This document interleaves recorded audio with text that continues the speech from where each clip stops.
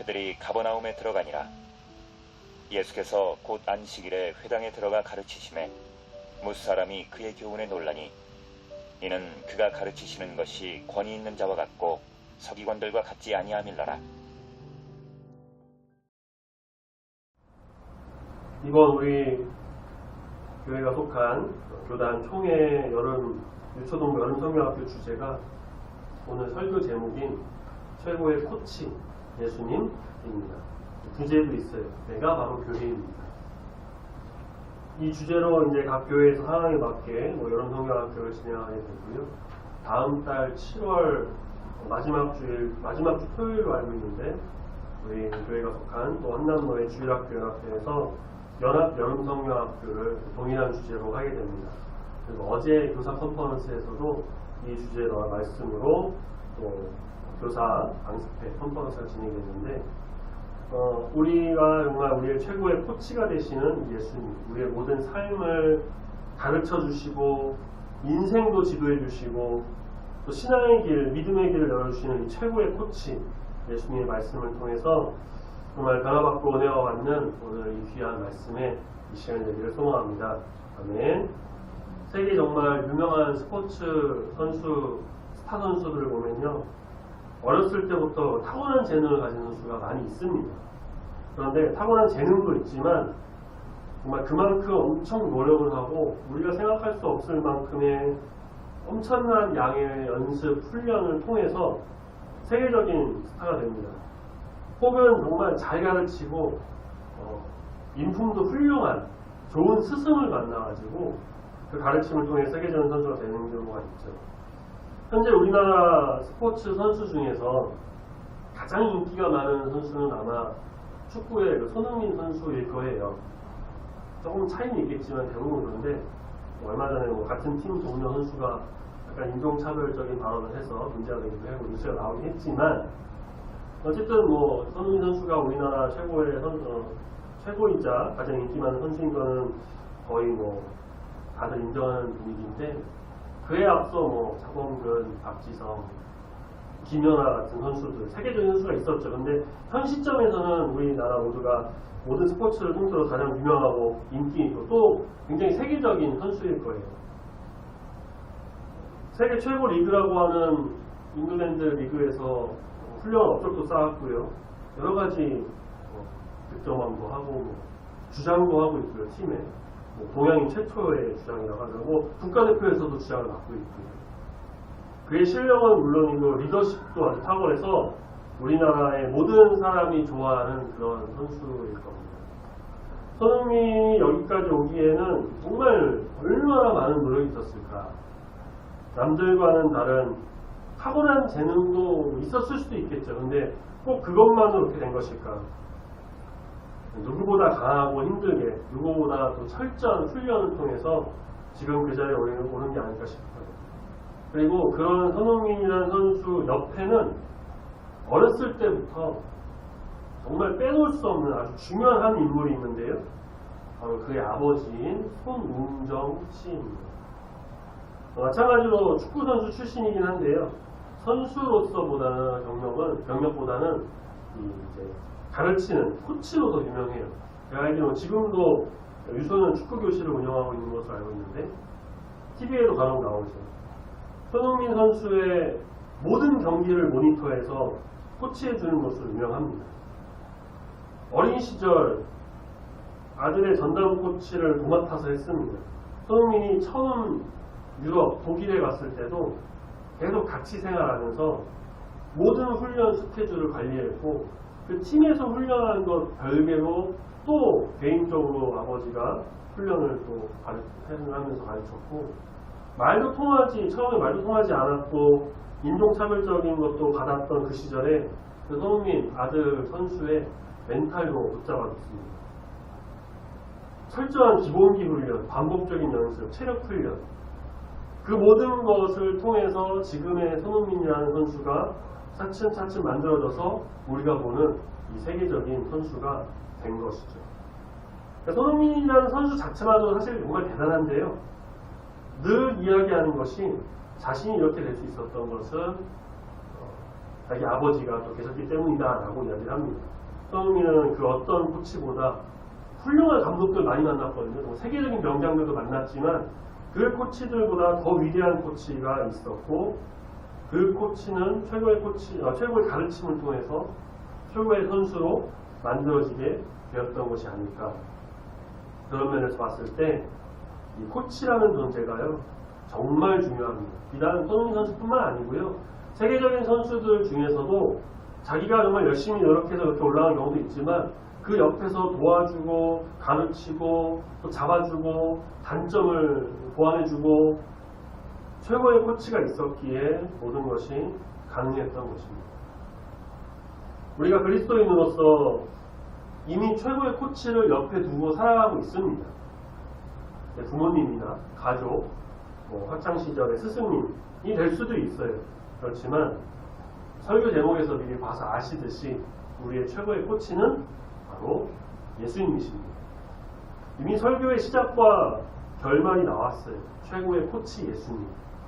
우리가 이미 익히 알고 있지만 그 예수님을 다시 한번 만나서 알아가는 귀한 이 시간이 되기를 소망합니다. 아멘. 지난주 말씀에서 예수님께서는 공생에 시작하시면서 가장 먼저 선포하신 말씀이 회개하라. 천국이 가까이 왔느니라 라는 말씀이라고 했죠. 예수님은 이 천국, 하나님 나라가 가까이 왔다는 것을 사람들에게 알리시면서 회개함으로 죄사함을 받아서 하나님의 자녀가 되어 가까이 다가온 하나님 나라, 천국 소망에 대해서 선포를 하셨어요. 예수님의 소위 공생의 3대 사역이라고 할 수 있는 게 오늘 금주 묵상할 말씀이죠. 마태복음 4장 23절에 나오는 가르치시고 전파하시고 고치신 것. 예수님의 3대 사역이라고도 부릅니다. 가르치신 것, 전파하신 것, 고치신 것. 예수님은 회당에서 사람들을 가르치셨고요. 또 천국 복음을 전파하셨습니다. 그리고 그들의 정말 모든 병과 약한 것들을 고쳐주셨어요. 우리가 복음서 말씀을 보면요. 병자를 고친 일들, 혹은 죽은 자를 살린 것들, 그런 어떤 치유사역이 그런 말씀들을 우리가 자주 볼 수가 있습니다. 또 비유의 말씀을 통해서 여러 가지 진리를 선포하시고 천국 복음을 전파하시면 설교하신 것도 우리가 볼 수가 있어요. 그런데 사실 예수님께서 가장 많이 하신 사역은 바로 가르치신 것입니다. 가르쳐 주셨어요. 예수님은 사람들을 가르치셨고요. 제자들을 가르쳐 주셨고요. 지금도 우리에게 가르쳐 주고 계십니다. 어떤 것을 가르쳐 주셨을까? 오늘 본문에서 예수님께서 안식일에 회당에 들어가십니다. 마찬가지로 또 가르치셨다고 해요. 21절에 보니까 안식일 회당에 들어가 가르치시는. 또 22절에서도 사람들이 보니까 이 가르치시는 것 가르치셨죠. 당시 안식일이라고 했는데 그때 안식일은 지금 우리가 지키는 이 주일과는 좀 다릅니다. 일단 요일상으로도 토요일이고요. 당시는 일을 다 놓고 완전히 쉬는 개념의 그런 것들이 좀 강했어요. 그래서 그 전날에 안식일에 먹을 것도 미리 준비했고, 왜냐면 요리도 이제 일이 되니까 하지 않고 미리 다 준비해서 이틀치를 준비해서 먹고, 그 외에 어떤 해야 할 일들도 미리미리 다 해놔야 됐고, 필요한 것도 미리 다 준비했다고 합니다. 혹여라도 못한 것이 있으면 절대 하지 않고 다음 날에 했다고 합니다. 그렇게까지 한 이유는 당시 서기관과 바리새인들이 율법에 따른 수많은 어떤 법적 제한 조항을 만들어서 사람들에게 지키도록 했던 것이에요. 그래서 안식일에 해서는 안 되는 39가지 큰 규정, 세부적으로 나누면 100개가 넘는다고도 하는데, 이것을 지키면서 아무것도 하지 말아야 하는, 걷는 것도 어느 일정 거리 정도만 걸어야 되고 뛰는 것도 안 되고, 그런 게 안식일이었다고 합니다. 사실 안식일은 하나님께서 선지를 창조하시고 제7일에 쉬셨던 것을 기리면서 십계명에서 정한 거룩하게 지키는 것인데, 이 시간이 지나면서 종교 지도자들에 의해서 좀 변질됐던 것이죠.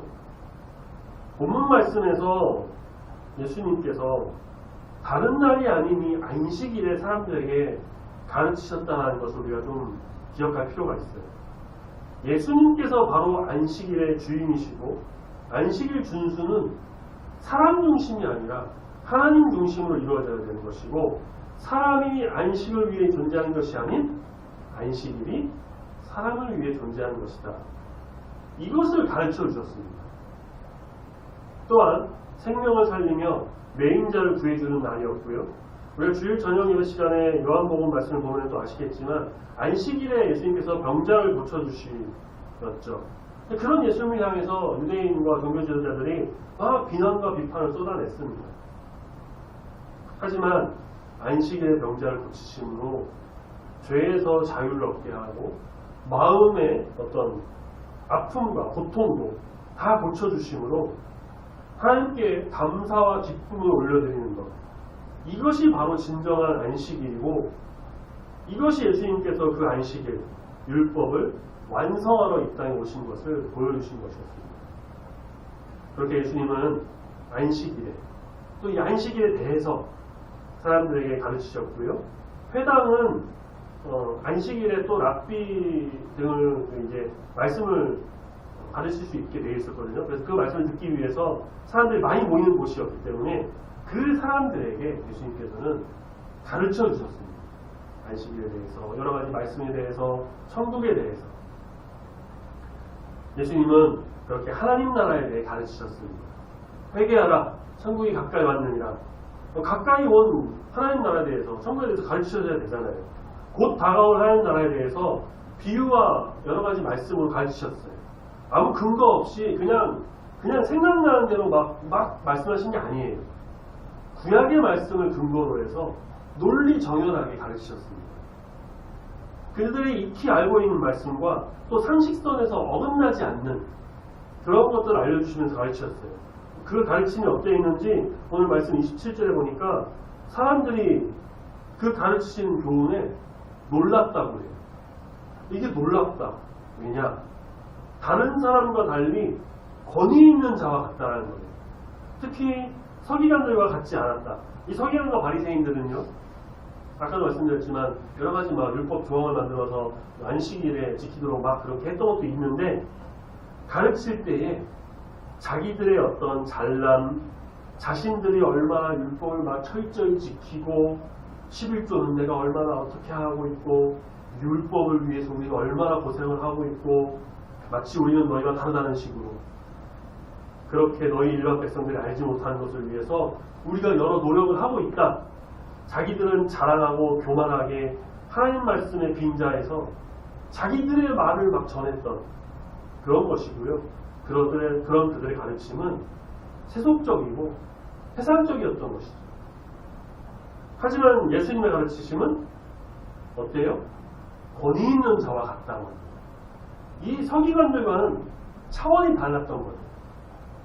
예수님께서 아무 근거 없이 허무맹랑한 말을 늘어놓으신 것이 아니라 율법, 구약의 말씀을 인용하시고 그 말씀을 통해서 차근차근 사람들이 정말 들어야만 하고 필요한 말씀을 아주 논리정연하게 가르치셨다. 또 천국 복음과 회개를 가르치시면서 사랑을 가르치시면서 하나님께서 행하시는 일들, 참된 성도로서 가야 할 길들, 정말 그들을 사랑하는 마음으로 가르치셨다는 것입니다. 그런 가르침은 자기 자랑만 하고 교만한 서기관을 비롯한 종교 지도자들의 가르침과는 다른 것이었고 듣는 이들도 하여금 이거는 서기관들과 다르다라고 할 정도로 그들의 마음에 감동과 생각의 변화를 주었으며 모든 이에게 평안을 주는 가르침이었다라고 할 수가 있습니다.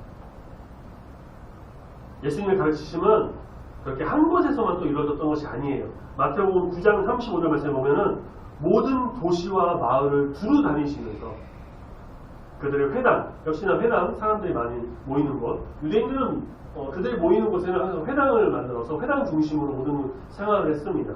그래서 마을이나 그런 곳에 가면은 회당이 있었고 그곳에 가셔서 가르치시고 천국 복음을 전파하시고 또 여러 가지 병자들도 고쳐주셨습니다.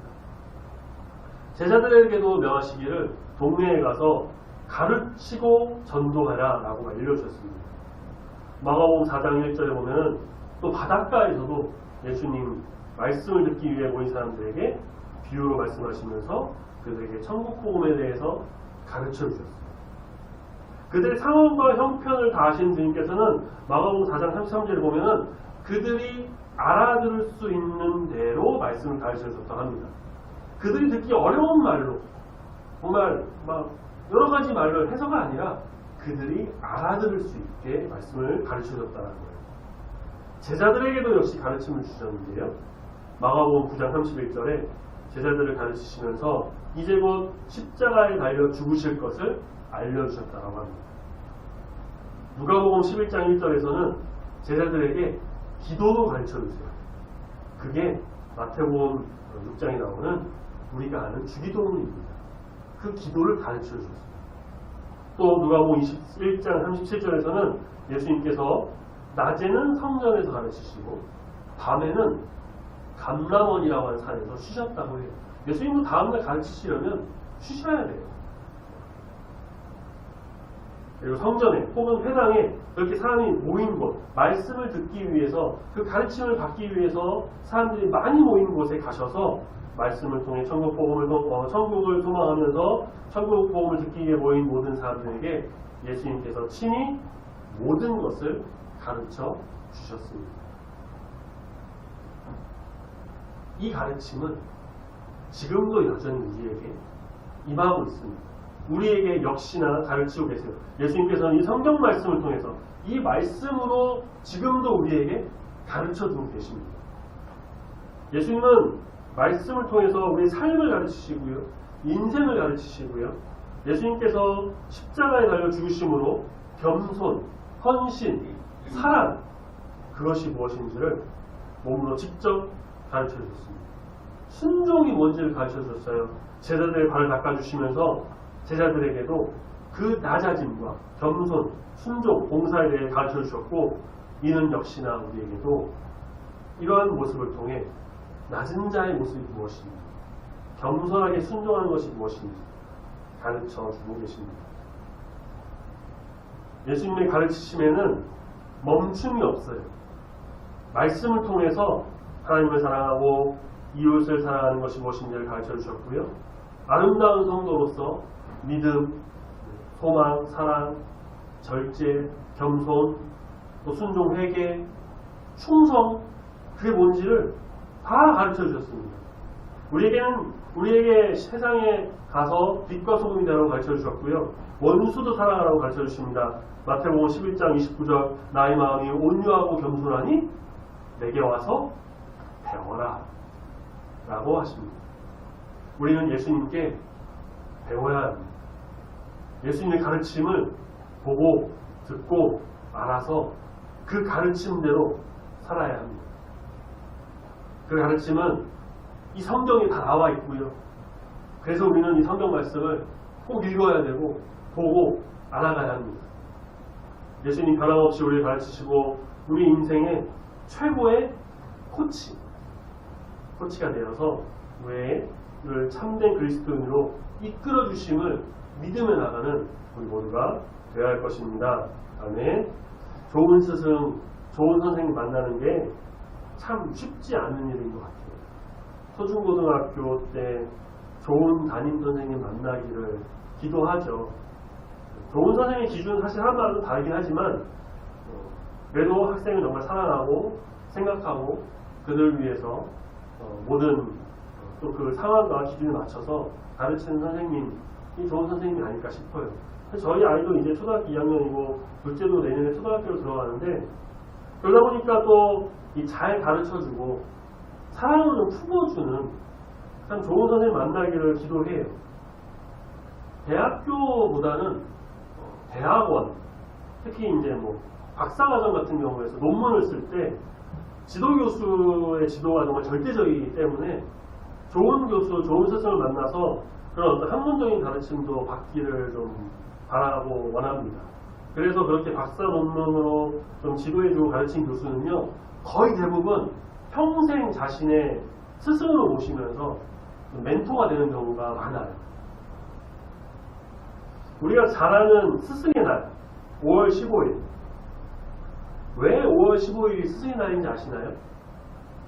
다른 날도 많은데 왜 5월 15일 정했을까?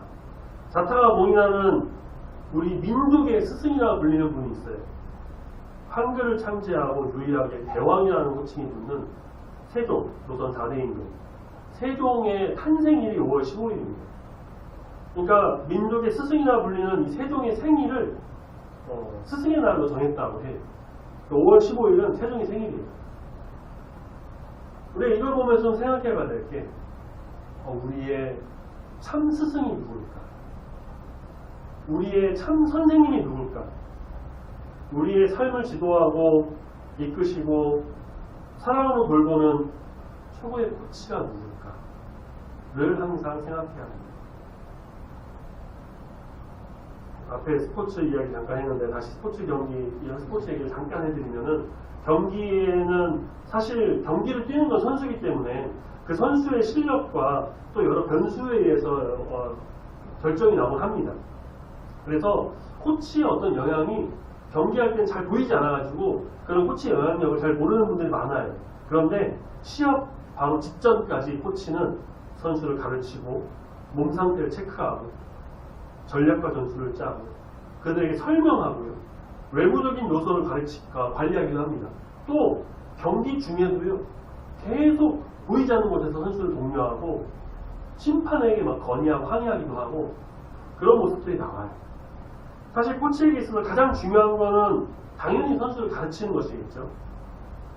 공격 코치는 공격을 가르쳐야 되고 수비 코치는 수비를 가르쳐야 되고 전술 코치는 전술을 가르쳐야 되고 체력 코치는 체력을 길러줘야 됩니다.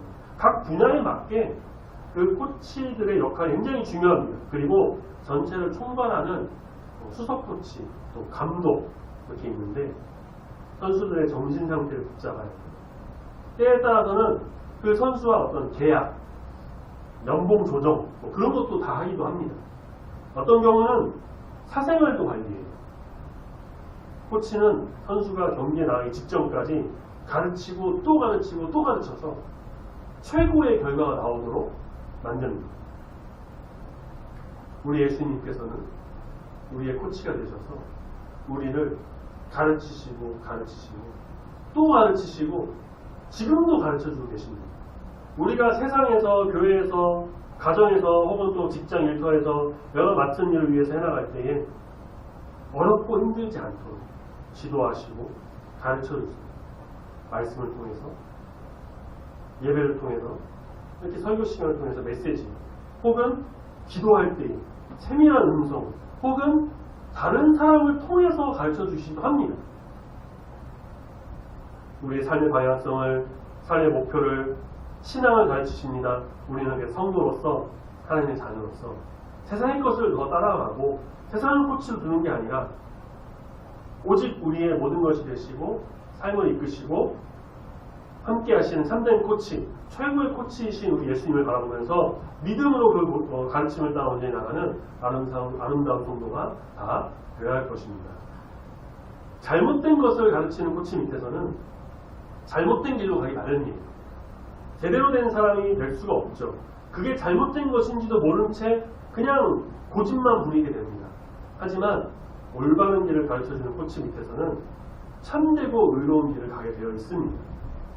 승리의 길을 갈 수 있어요. 비록 그 과정이 어렵고 고난의 길이 될 수 있죠. 훈련하는 거 너무 힘들죠.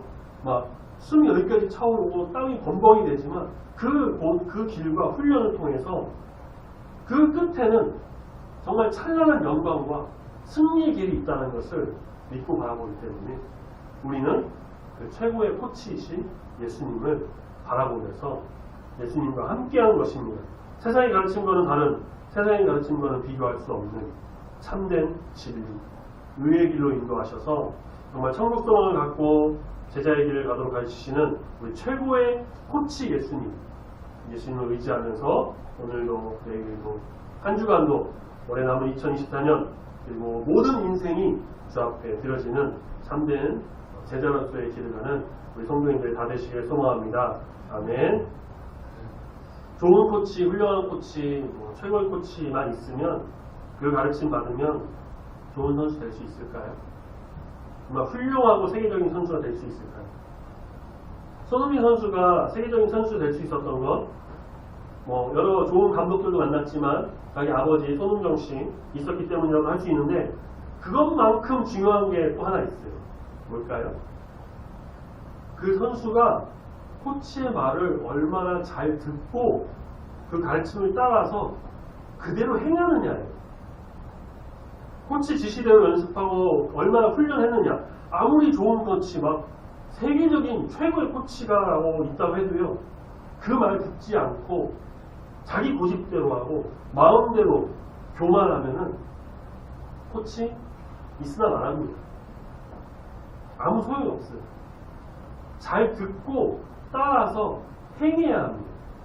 다시 말해 코치의 말에 겸손하게 순종하고 내가 당신보다 돈 더 많이 받는데 내가 더 이름 많이 알렸는데 그렇게 가면은 코치의 가르침을 받을 수가 없어요. 최고의 노력을 다해야 된다. 겸손하지 못하면 아무리 최고의 코치가 있어도 듣지 않고 자기 마음대로 하겠죠. 코치가 아무리 가르쳐도 자기 연습대로 자기가 하고 싶은 대로 하고 대충 하다 보면 어때요?